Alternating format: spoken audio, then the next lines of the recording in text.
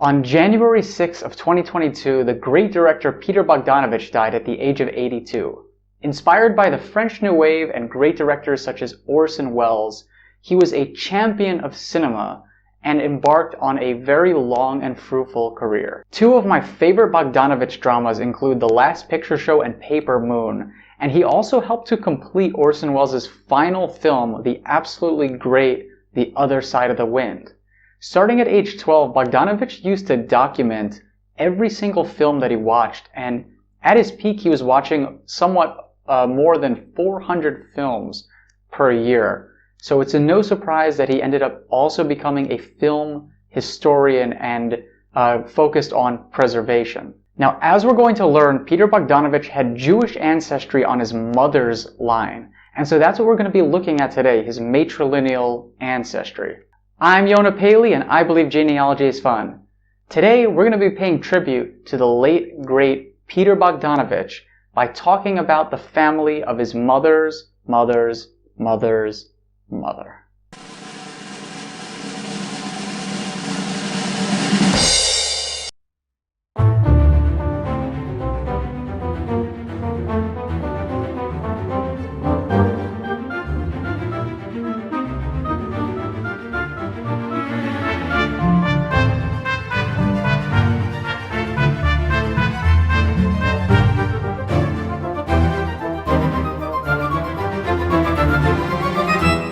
He was born in Kingston, New York in 1939, the very same year that his parents immigrated to the United States. Borislav Bogdanovich and Herma Robinson had been residing in Zagreb, Croatia, at the time part of Yugoslavia, and they decided to stay in the United States after coming there on a visitor visa.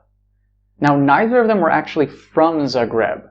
So the father, Borislav, came from Serbia, and the mother was born in Vienna, Austria. It's Herma's family that we'll be talking about, and the first thing to note is they show up in the 1940 US federal census, where the couple is living with Herma's family, her parents, Henry Robinson and Rudolphine Zwilling. And indeed, both Herma's birth record along with those of her siblings are available in the Vienna birth records. And from these Vienna documents, we're actually able to learn quite a bit about the family. As we can see, Rudolphine's parents were named Herman, Jewish name Hirschleib Zwilling, and Anna, Jewish name Hannah Reza Schmidt.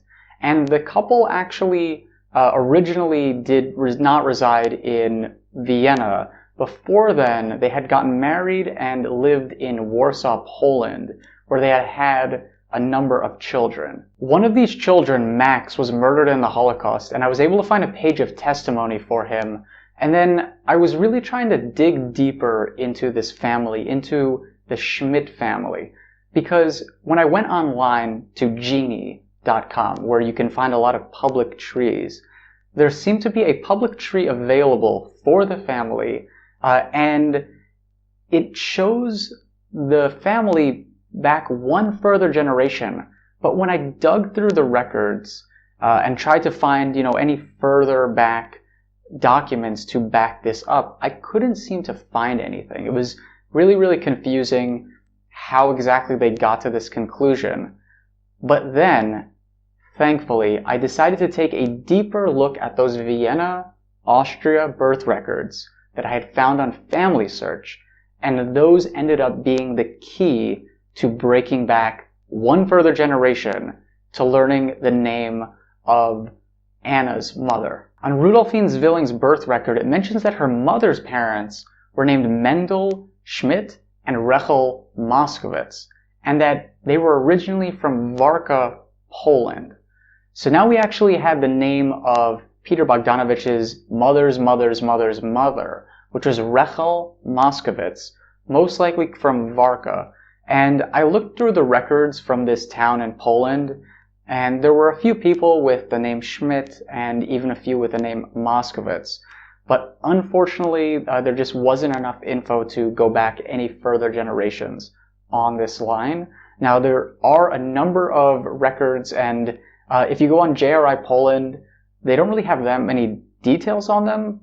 So it is quite possible that if you can get access to the original documents, which some of them Family Search has, but you would need to request them from the Family History Library in Utah by filling out an online request.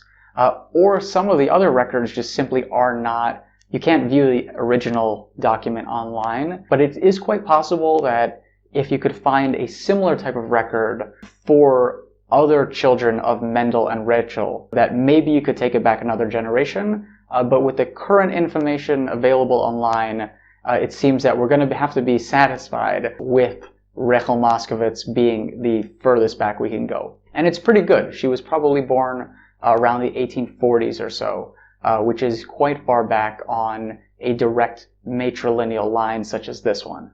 It just goes to show something that I'll keep harping on over and over again, which is even when records are indexed on a site like JewishGen or JRI Poland, you're always going to want to try to get a copy of the original document, because they don't usually transcribe, little notes and details that maybe are included in the record. It's usually very, very basic. This is the person, the date they were born. This is the name. These are the names of their parents. You don't always get names of their parents' parents, even if those details are recorded down in the documents.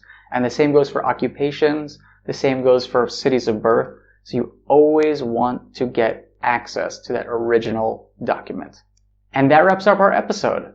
If you liked it, please be sure to give it a thumbs up and subscribe to the YouTube channel. As always, I'm looking forward to bringing you more videos about famous Jews, as well as tips and tricks that you can use in your own genealogy research. So thank you so much for watching, and we'll get you next time.